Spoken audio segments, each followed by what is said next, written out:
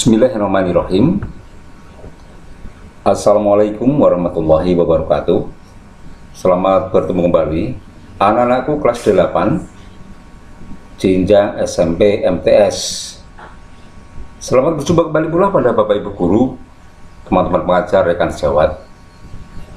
Di kesempatan kali ini saya melanjutkan materi pelajaran kelas 8 pada pokok bahasan kerajinan bahan dari limbah keras. Seperti biasa, sebelum saya memasuki tayangan demi tayangan, kepada anak-anakku yang baru mampir pada channel ini, Mas Haljan Channel, kemudian kepada Bapak Ibu guru yang baru mampir juga di channel ini, serta para pemirsa semua, mohon tolong apabila tulisan subscribe di bawah video ini masih berwarna merah, mohon tolong untuk bisa disentuh.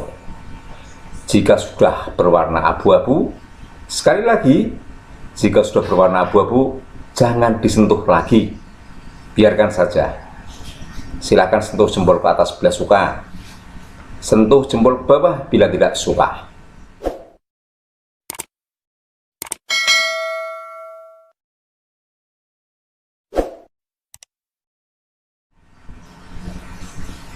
Baik, mari kita masuk pada tayangan yang berikutnya.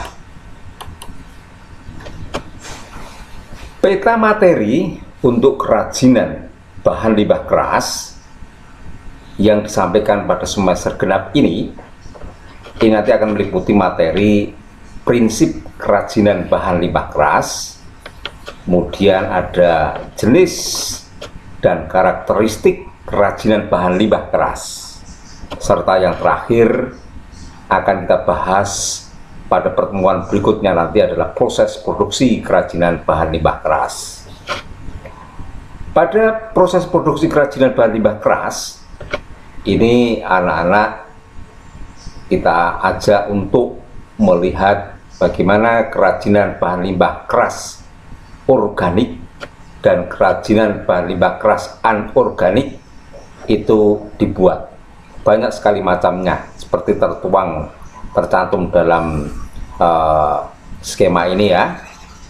Kemudian pada proses produksi kerajinan bahan limbah keras ini nanti anak-anak kita bawa kepada memahami bahan kerajinan dari limbah keras, alat produksi, kemudian contoh produk kerajinan bahan limbah keras, lalu proses kerajinan bahan limbah keras, proses produksinya, kemudian ada bagaimana cara mengemas kerajinan bahan limbah keras, lalu nanti ada penugasan untuk akhir dari penyampaian materi kerajinan ini, yaitu proyek kerajinan bahan limbah keras. Tidak lupa dalam proyek kerajinan ini selalu kita cantumkan K3, keamanan dan keselamatan kerja serta kebersihan. Inilah skema materi pada semester genap ini, aspek kerajinan. Nah, pada aspek kerajinan limbah ini bila diproses rancangan kerajinannya, ini ada kerajinan dari limbah lunak organik dan anorganik, kemudian juga ada kerajinan limbah keras organik dan anorganik. Kita saat ini posisinya ada di sebelah kiri ini ya. Nah, ini adalah skema proses rancangan kerajinan. Selanjutnya ini adalah materi yang akan kita sampaikan pada pertemuan kali ini. Kita akan bahas kerajinan limbah keras. Dalam materi ini nanti akan kita sampaikan terkait dengan pengertian beberapa hal yang terkait dengan kerajinan limbah keras. Kemudian ada yang kedua adalah macam-macam limbah keras. Ada limbah keras organik, ada limbah keras anorganik. Kemudian di bagian lain yaitu prinsip pengolahan limbah keras. Prinsip pengolahan limbah keras dikenal dengan 3R. Maka nanti akan kita sampaikan apakah itu reduce, manfaatnya seperti apa, prosesnya bagaimana. Apakah itu reuse, apakah itu recycle. Jadi ini anak-anakku dan Bapak Ibu guru semua, materi yang akan kita sampaikan pada pertemuan kali ini. Apakah kalian sudah siap anak-anak menerima materi pada awal minggu pertama di semester genap ini? Silakan disiapkan catatan, dan jika ada pertanyaan boleh nanti disampaikan pada saat pertemuan tatap muka ataupun ditulis pada kolom komentar video ini. Ya, berikutnya kita akan ke pengertian. Yang pertama, limbah keras. Limbah keras ini diidentifikasikan sebagai limbah yang berwujud keras, padat, tidak mudah berubah bentuk, tidak mudah diolah, dan tidak mudah terurai di dalam tanah. Ini ya, jadi limbah keras itu seperti ini. Kemudian limbah organik. Limbah organik adalah limbah yang bisa diuraikan dengan sempurna oleh proses biologi secara aerob ataupun anaerob. Proses aerob atau aerobik biasanya digunakan untuk pengolahan limbah ya, dengan beban organik yang tidak terlalu tinggi. Sedangkan proses anaerob digunakan umumnya untuk limbah dengan beban organik yang sangat tinggi. Inilah pengertian dari limbah organik atau limbah keras organik. Berikutnya ada limbah anorganik. Limbah anorganik adalah jenis sampah yang tidak mudah terurai. Limbah atau sampah anorganik merupakan sampah dari bahan non-hayati. Sampah anorganik adalah sampah dari sumber daya alam yang tidak terbaharui dan juga dari proses industri. Jadi silahkan dipahami bahwa limbah organik ini adalah limbah bahan hayati dari makhluk hidup. Sedangkan yang limbah anorganik ini adalah sampah dari bahan non-hayati, bukan makhluk hidup, tetapi dari sumber daya alam yang tidak terbaharui dan juga dari kegiatan proses industri. Pengertian selanjutnya terkait dengan 3R. R yang pertama adalah reduce, R yang kedua adalah reuse, dan R yang ketiga adalah recycle. Mari kita lihat pengertian satu demi satu. Reduce adalah prinsip pertama yang paling mendasar dari pengolahan sampah. Reduce berarti mengurangi sampah sejak awal ya. Jadi reduce ini adalah mengurangi sampah sejak awal. Sedangkan reuse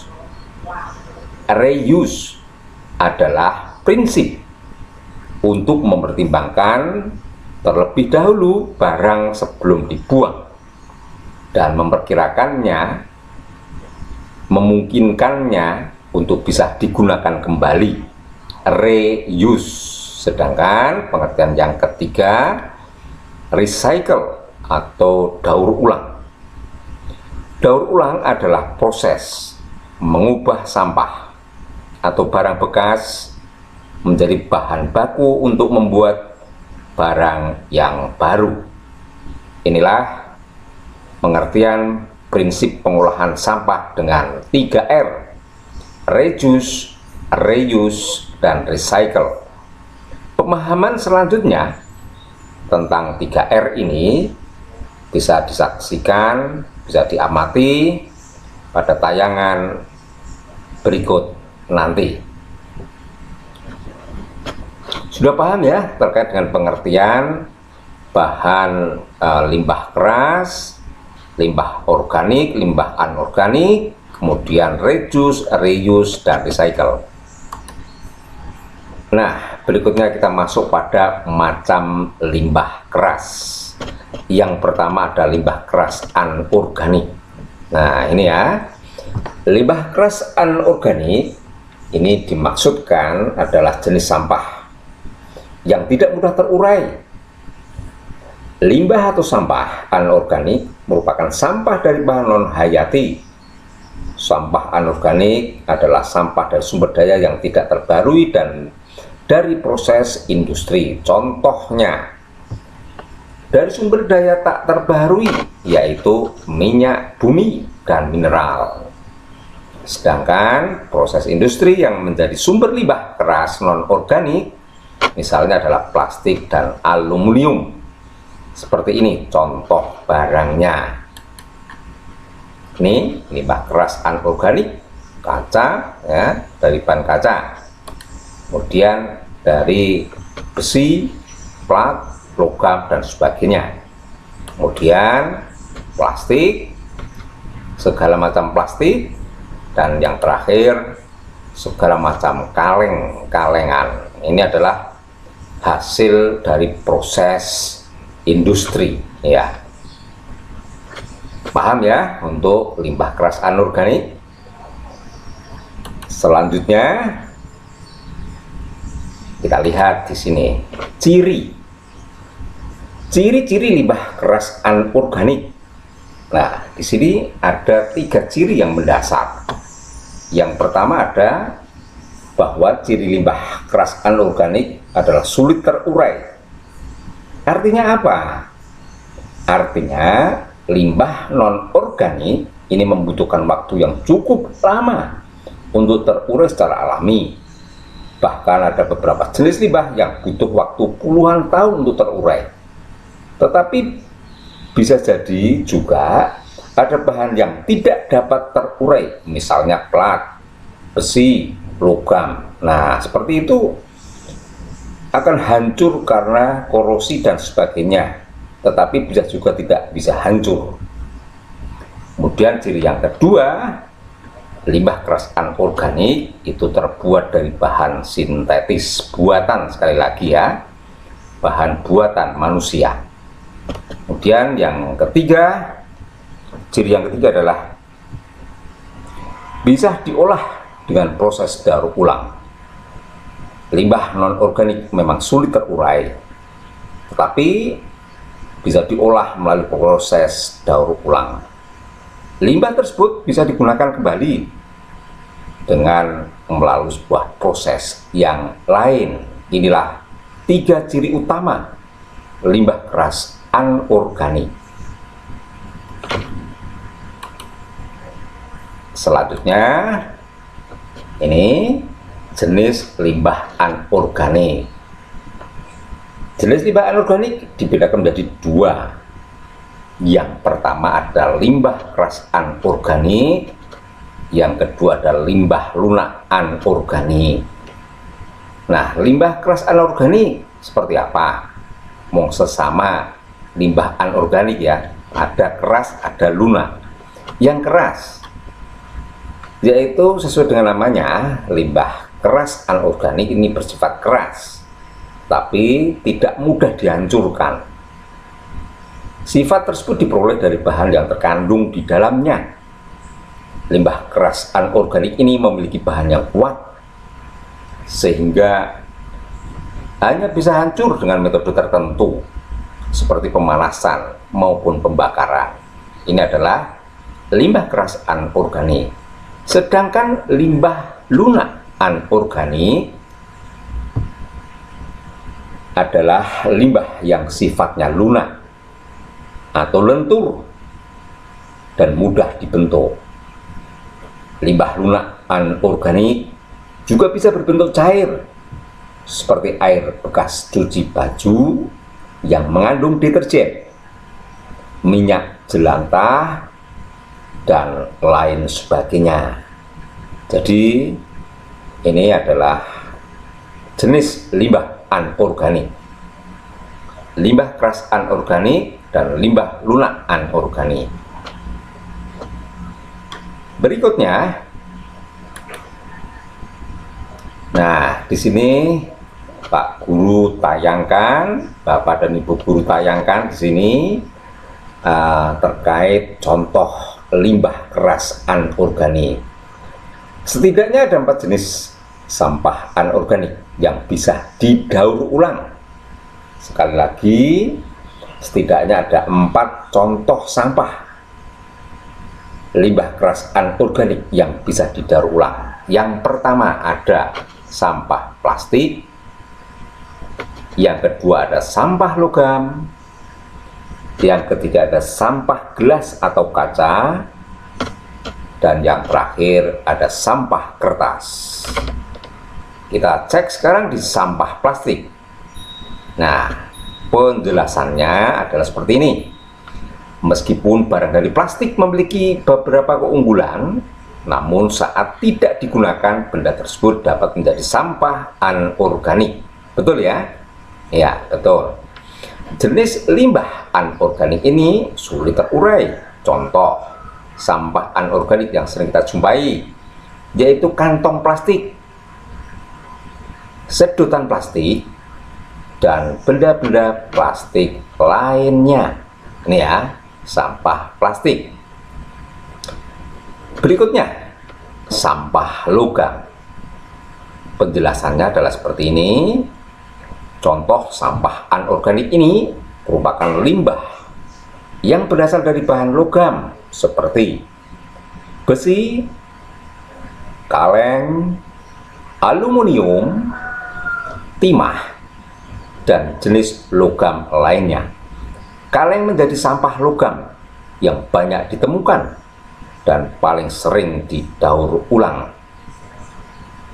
Sedangkan contoh sampah anorganik yang ketiga adalah sampah dari bahan gelas atau kaca. Contoh gelas atau piring yang sudah pecah dan tidak berfungsi sebagaimana mestinya. Sedangkan sampah yang keempat, sampah anorganik yang keempat yang bisa didaur ulang adalah sampah dari kertas. Kertas memang terbuat dari bahan alami, namun karena sampah ini bisa didaur ulang sebagaimana sampah organik anorganik lain seperti gelas, kaleng, dan plastik, maka kertas termasuk sampah non-organik. Paham ya, bahwa limbah keras anorganik ini setidaknya ada 4 jenis sampah yang bisa didaur ulang, mulai dari sampah plastik, sampah logam, sampah gelas atau kaca, dan terakhir sampah kertas.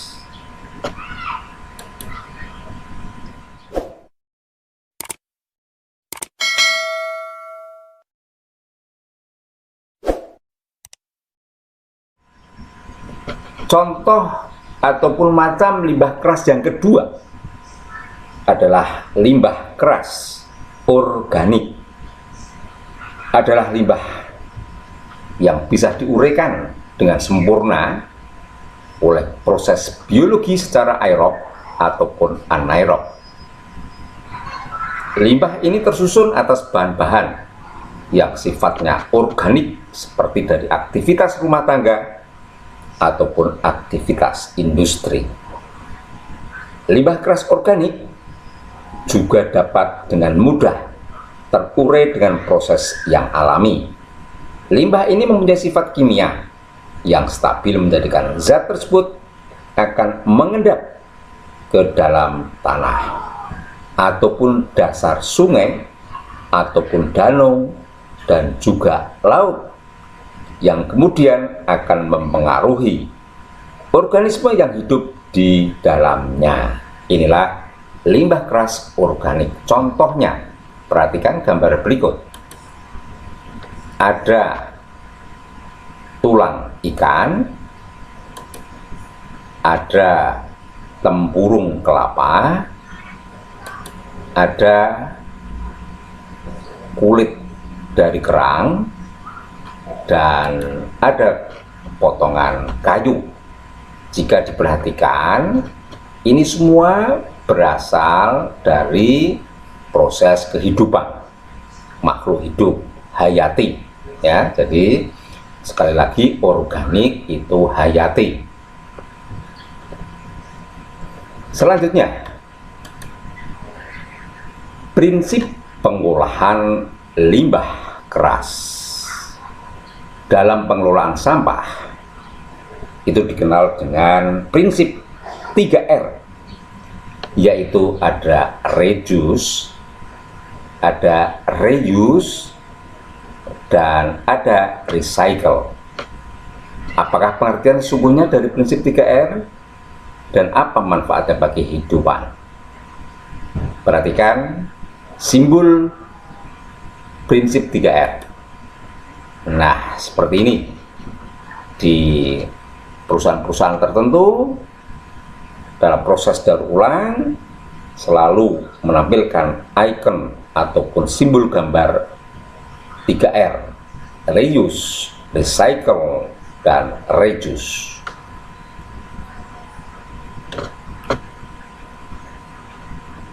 Berikutnya kita lihat reduce. Reduce atau mengurangi adalah prinsip pertama yang paling mendasar dari pengelolaan sampah. Reduce berarti mengurangi sampah sejak awal.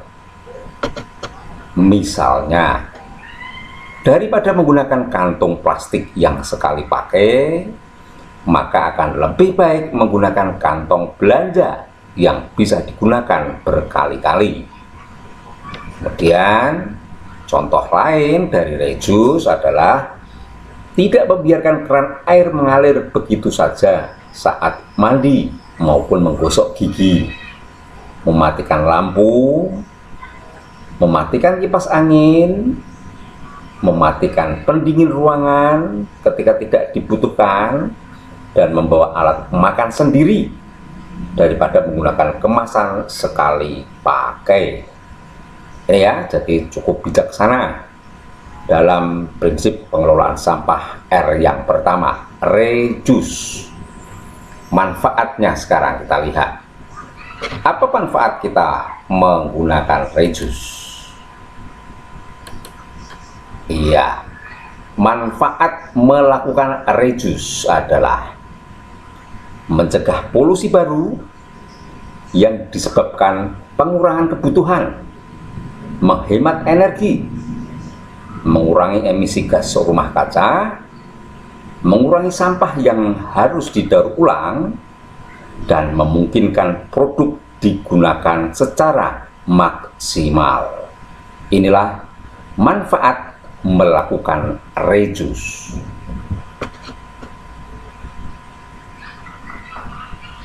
Berikutnya, setelah reduce adalah reuse. Reuse adalah prinsip untuk mempertimbangkan dahulu barang sebelum dibuang dan memperkirakan kemungkinannya untuk digunakan kembali. Reuse atau menggunakan kembali adalah prinsip kedua dalam pengelolaan sampah. Contoh, menggunakan botol plastik bekas sebagai tempat menyimpan cairan pembersih lantai atau sebagai penyiram tanaman. Jadi botol-botol ataupun plastik yang berukuran besar sebelum dibuang ataupun sebelum tidak terpakai bisa digunakan kembali untuk kepentingan kita. Itu adalah prinsip reuse. Selanjutnya kita lihat manfaat kita melakukan reuse seperti ini.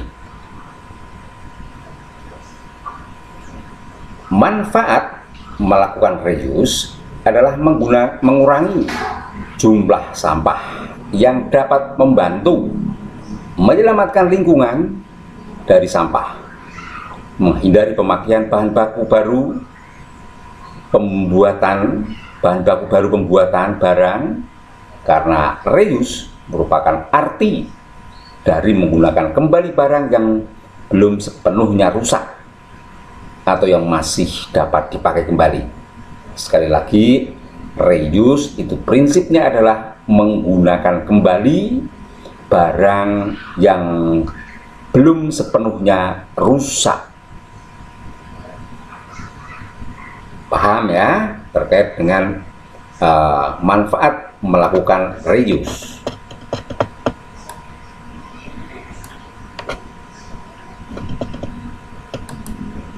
Selanjutnya, yang berikutnya adalah recycle.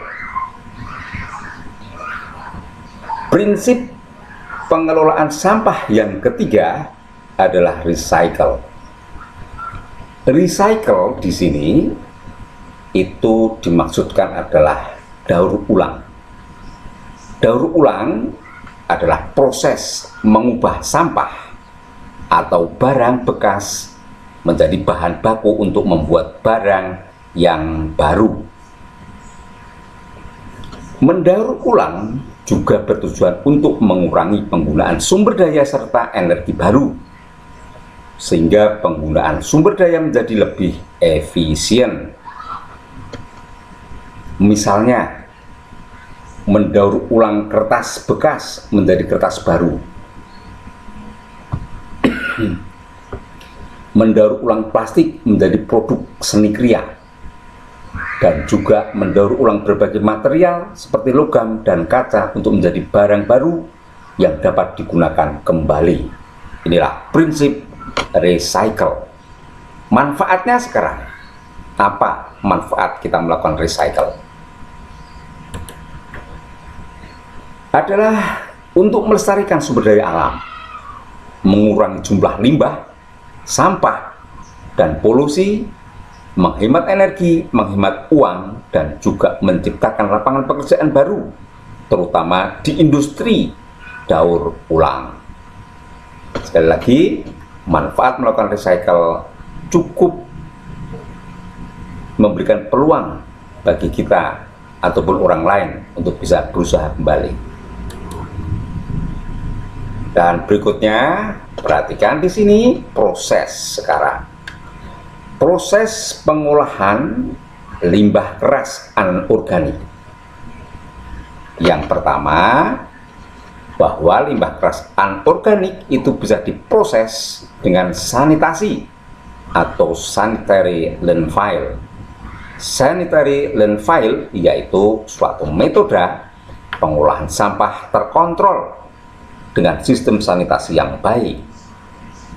Kemudian proses pengolahan yang kedua adalah pembakaran, incineration. Pada incineration, sampah dibakar di dalam alat insinerator. Hasil pembakarannya berupa gas, juga residu pembakaran.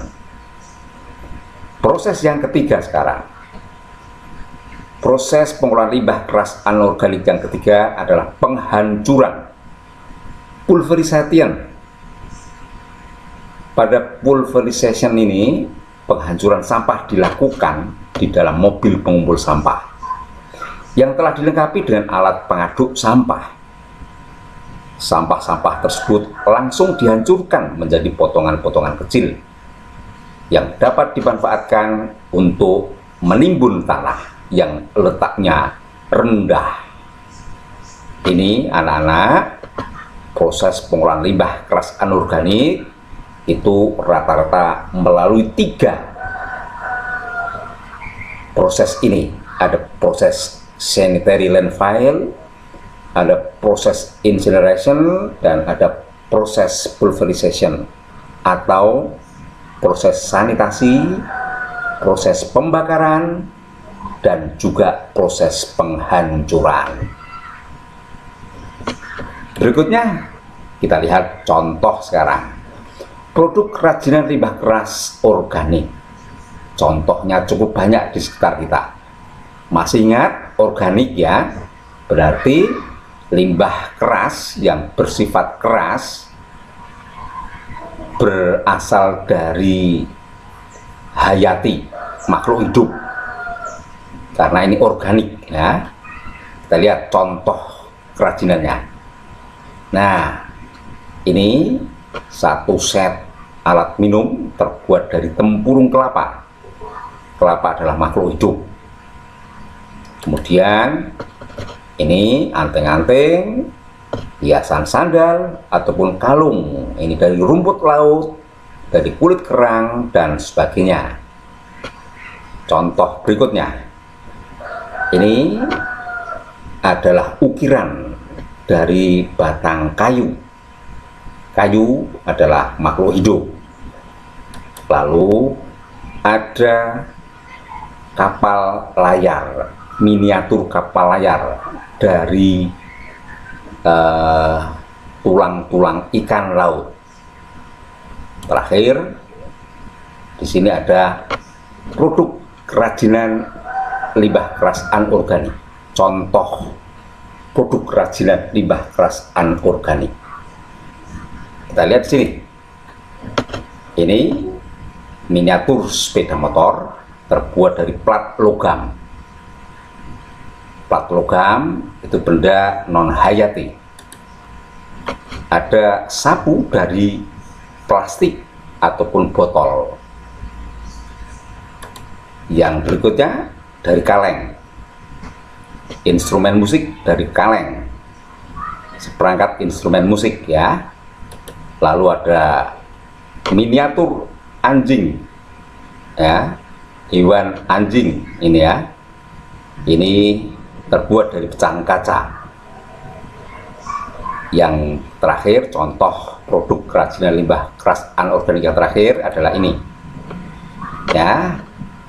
Di sini ada miniatur apa ini? Ada miniatur bunga pot dari pecahan keramik ya. Jadi ini adalah pecahan keramik. Semuanya adalah limbah keras anorganik. Inilah anak-anak beberapa produk kerajinan limbah keras anorganik maupun organik. Berikutnya, sebelum kita akhiri pertemuan kita kali ini, ada tugas yang pertama yang harus kalian lakukan. Tugasnya sangat mudah, tugasnya ringan. Kalian hanya sekedar mengidentifikasi. Setelah selesai, tugasnya boleh dikumpulkan di sekolah. Jangan lupa tulis nama, nomor, dan kelas. Tugasnya adalah seperti ini.